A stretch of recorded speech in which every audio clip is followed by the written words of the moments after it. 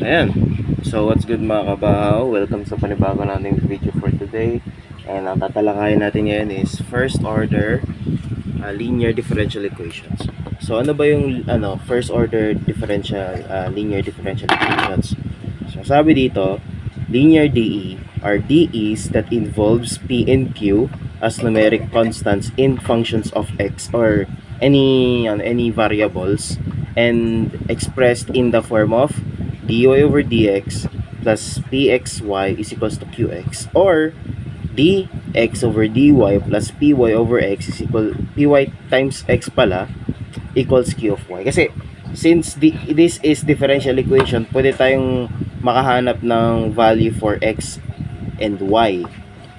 So mag-introduce din tayo dito ng tinatawag nating integrating factor, na yung if natin is equal siya sa e raised to integral ng p of x dx, or if natin is e raised to integral of py dy. So magiging general answer natin dyan will be y multiplied by yung integrating factor natin equals the integral of q of x times yung integrating factor natin with some respect to x, with some dx right here. Okay. Ganun din sa x, sa pag y yung natin, yung variable na binigay sa atin. Okay, so let's try some example. 1 x raised to 4 plus 2y dx minus x dy is equals to 0. So mapapansin natin, ganito yung form niya. Ganito yung form niyan, 'di ba? So ang pwede natin gawin diyan, kasi yan homogeneous yan. Pwede nating isipan ng ibang form yan, or pwede nating isipan ng paano natin yan i-evaluate or ibang technique. Easy tayo. Pero since this is linear DE, first order linear DE yung topic, what if try nating i-divide both sides, or i-divide natin tong lahat ng given natin by dx. Ayan. This is going to be x4 plus 2y minus x dy over dx is equals to 0. Okay. So, since meron tayong dy over dx dito, try natin i-arrange yan. Okay? Negative x dy over dx plus 2y plus x raised to 4 is equals to 0. Parang same lang din naman yan eh. Now, ang pwede natin gawin dyan is i-divide natin lahat ng given natin dito by negative x. Okay? Negative x, negative x, negative x. So, this will cancel. Dy over dx minus na yan kasi nakuha nung 2y natin dito yung negative sign nung x. So 2y over x minus x raised to 4 over x, yan, equals to 0. This will going to be x cubed na lang. So dy over dx minus 2 over x y, pwede natin yan i-rewrite as ganyan, minus x cubed is equals to 0. Now, para ma-attain natin tong dy over dx plus px of y is equals to q of x, since x yung binigay sa atin dito, pwede natin i-add both sides by x cubed. Okay? So, meron na tayong first order linear DE. Ayan, y is equals to x cubed. Okay, so pag nalaman na natin, or pag na-rewrite na natin to as this form, malalaman na natin kung ano yung integrating factor natin, and paano natin hanapin yung mismong general answer na ganito. So, dito tayo sa kabila. Ayan. Ang integrating factor natin is e raised to p of x dx, di ba? So e Ano yung P of X natin dito? Wala, hindi pa pala natin na-define. Sorry. P of X natin dito is negative 2 over X. Wait lang. Ganyan pala dapat yung form yan. Okay. Then yung Q natin dito is Q of X natin dito is X cube. Ayan. So itong Q over X Y, pwede natin siya i-rewrite parang ganito kasi wala ka namang makikitang minus dyan sa ano, 'di ba? Sa mismong form nung DE or linear DE. So, P of X dx, ano ba yung P of X natin? Ito, 'di ba? So, integral ng negative 2 over X dx. Okay. So, kung matatanda natin sa integral calculus, okay. So, kung maalala natin sa integral calculus or integral, mag-recall tayo na ang integral ng dx over x is ln x plus c, right? Pero this time, negative 2 ln of x. Kasi ano naman na natin, na-integrate na natin, 'di ba? And meron kang constant dito sa may taas. So pwede mo siyang ilabas. So magiging negative 2 ln of x na lang siya. Now, pwede nating ilipat tong negative 2 papunta dito kasi note natin na r log of x is same lang yan, or itataas lang natin yung yung r natin. So maging log x raised to r. So negative 2 ln x equal siya sa ln x raised to negative 2. Then since naka-raise yung naka-raise yung natin dun sa ln x or sa ln, pwede natin i-cancel yan. Then ang ating if is 1 over x squared or x raised to negative 2. So ayan,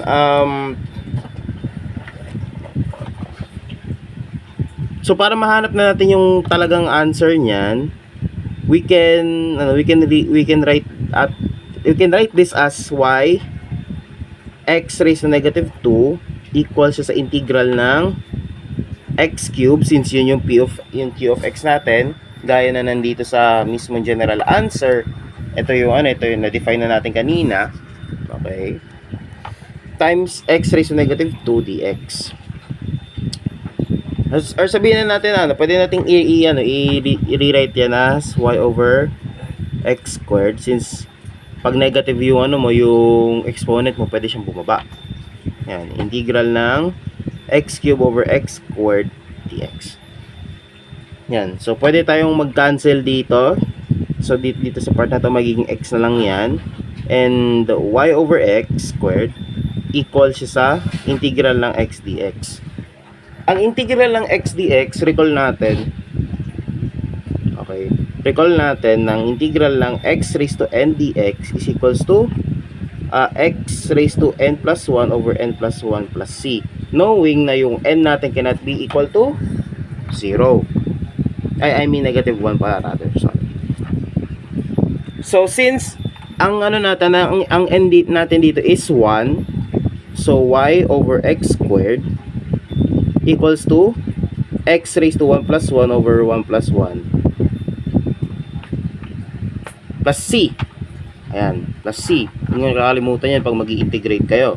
So y over x squared equals to 1/2 x squared plus c. Pwede natin i-rewrite as 1/2 x squared yan, or x squared over 2. Depende sa inyo. Para magmukha lang malinis yung natin. So naisip ko, ito na ba yung answer niyan? Pwede na, pero kasi kailangan pa natin siyang i-simplify. Kailangan pa natin pasimplihin yan. Okay, so try natin i-multiply both sides by 2. Okay. So, magiging 2y over x squared is equals to x squared plus 2c. Ito, since both sila na constant, i-absorb lang ng c yung number 2 natin dito, or yung 2. So, magiging 2y over x squared is equals to x squared plus c. And to further simplify, pwede nating i-multiply both sides of the equation by x squared. So, magiging ano yan, 2y for x squared is equals to x squared plus c, multiplied both sides by x squared. Okay. Ito dito magka-cancel, and pag nag-distribute yan, magiging 2y is equals to x raised to 4 plus cx squared yung sagot natin. So, therefore, our answer is 2y is equals to x raised to 4 plus cx squared. Ito na yung ito na yung sagot natin for first order linear DE. Ayan. So, another example pa tayo. Ayan. So, y prime is equals to second example tayo. Y prime is equals to cosecant x minus y cotangent of x. So, paano natin i-evaluate yan kung ganyan? Note natin, okay, note na ang y prime can be written as dy over dx, right? Kasi, ano yan indicator to na parang nag-derivative ka dito sa nasa right side. Okay, so dy over dx equals sa cosecant x minus y cotangent x. Okay, so pwede tayong pwede tayong mag-isip na kung ano ba yung pwede nating i-subtract both sides dyan or i-add both sides. What if try nating i-add both sides by y cotangent x? Ayan. Y cotangent x. Kasi, kung mapansin nyo kasi, meron siyang y. Okay? And, it might satisfy yung mismong form ng linear DE natin, which is dy over dx plus dx of y is equals to q of x. So, magsasatisfy siya once na in-add natin both sides by y cotangent x, or pag nire-write natin siya sa magiging form niya mamaya. So, lang muna natin, i-parenthesis muna natin. So, dy over dx plus y cotangent x equals to cosecant x. Yan. So, malalaman na natin sa form na to kung sino yung magiging yung magiging p of x and q of x. So, p of x natin is cotangent x. Q of x natin is cosecant x. Okay? So, tayo na natin kunin yung integrating factor. Integrating factor is e raised to integral of tx dx. So, e raised to integral ng cotangent x dx. Note natin, note natin na ang integral ng cotangent x dx is ln sin x plus c. Alright? Nag-note lang tayo kasi para hindi natin malimutan yung integral calculus, kasi dito natin magagamit yung integration. So, e raised to ln sin x. And since yung e natin is naka-raise siya sa ln, magka-cancel lang yan. Then, yung yung sin x natin is bababa lang. So, ang if natin ngayon is sin x.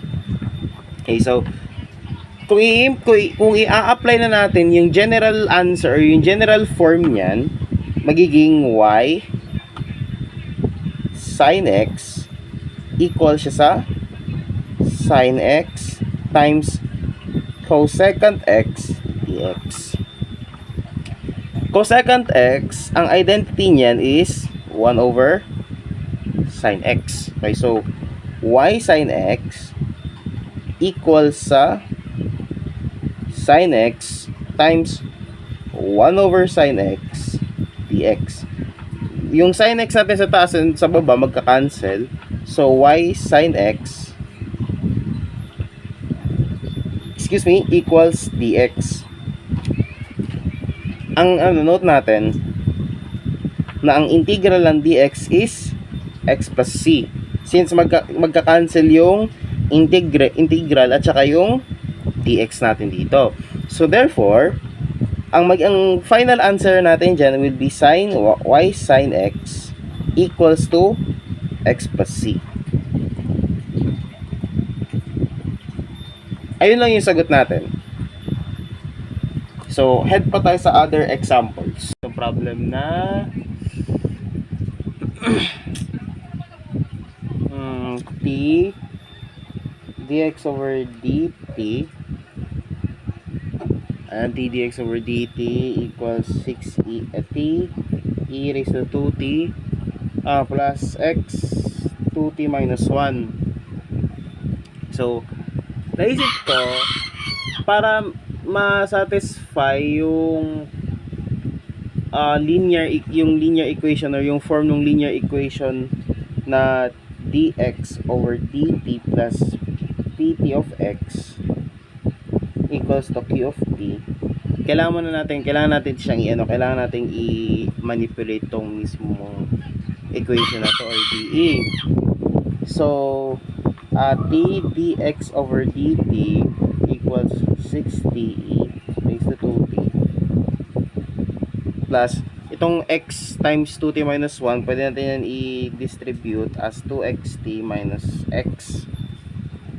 Divide natin yung mismong yung mismong given sa atin by t. Ayan, so dx over dt equals to 6te raised to 2t over t plus 2xt over t minus x over t. So t's will cancel, then ang matitira lang sa atin is dx over dt equals to 6e raised to 2t plus 2x over minus x over t. So pag sinabtract natin both sides of the equation by 2x and inad natin both sides of the equation by x over t, magka-cancel yan. So dx over dt minus 2x plus x over t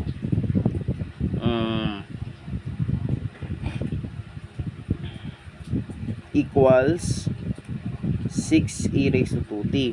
So hindi pa yan yung yung form na to, pero pwede natin ilabas yung x na given sa atin dito. Okay,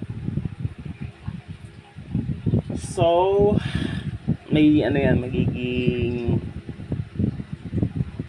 siya, wait lang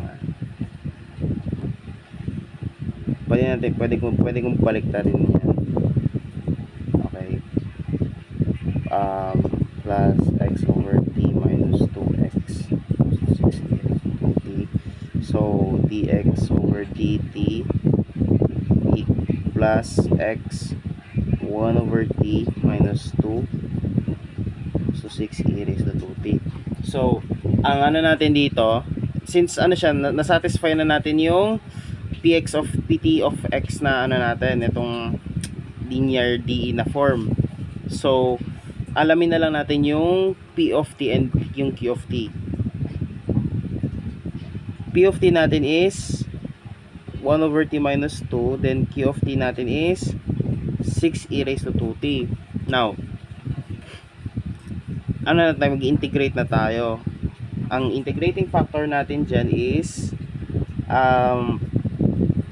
e raised to integral ng p of t dt. So, e integral ng 1 over t minus 2. Ayan, dt. So, e raised to ln of t minus 2t. Kung mapapansin nyo, itong buong expression na to is naka-raise siya sa e. So, ang balak kong gawin diyan, or ang gusto kong gawin diyan is, since naka-raise siya, okay, since naka-raise siya sa since naka-raise yung given integral natin kanina, or yung p of t natin kanina, pwede natin yan i-rewrite as ganito. Parang ganito lang kasi yan, kung i-rewrite natin, e ln of t plus negative 2t. Okay, so note natin na x m plus n is equal siya sa xm times x raised to n. So, e ln t times e raised to negative 2t. So, bale ganyan yung yung magiging form niyan. Since yung e natin is since yung ln na yung e natin is naka-raise siya sa ln, magka-cancel lang yan. So, ang if natin talaga is e raised to negative 2t. Okay, yun na yung natin, yun na yung if natin. Ayan. So, ayun, since meron na tayong if, pwede natin isulat yung mismong form. So, x t e raised to negative 2t nung general formula or general answer. Integral ng 6 e raised to 2t times e raised to negative 2t then t dt. Same lang yan, binaligtad ko lang. So, since pares tong e raised to 2t and ito e raised to negative 2t, excuse me, so magiging magka-cancel yan, magiging 1 na lang yan. So x t e raised to negative 2t equals sa integral ng 6t dt. Ito, power rule na lang yan power rule na lang to sa integrals. So magiging x t e raised to negative 2t equals 6 times t squared over 2 plus c. Magka-cancel na, so magiging 3t squared na lang plus c. So x t e raised to negative 2t is equals to 3t squared plus c. Multiply both sides by e raised to 2t pala, rather e raised to 2t. Cancel since magiging 1 lang yan. Then xt is equals to 3t squared e raised to 2t plus c e raised to 2t, or pag naka-factored form siya, 3t squared plus c e raised to 2t. So ito na yung sagot natin for third example. So ayun lang, sana may natutunan kayo ngayong araw sa video natin na to, and till next time guys.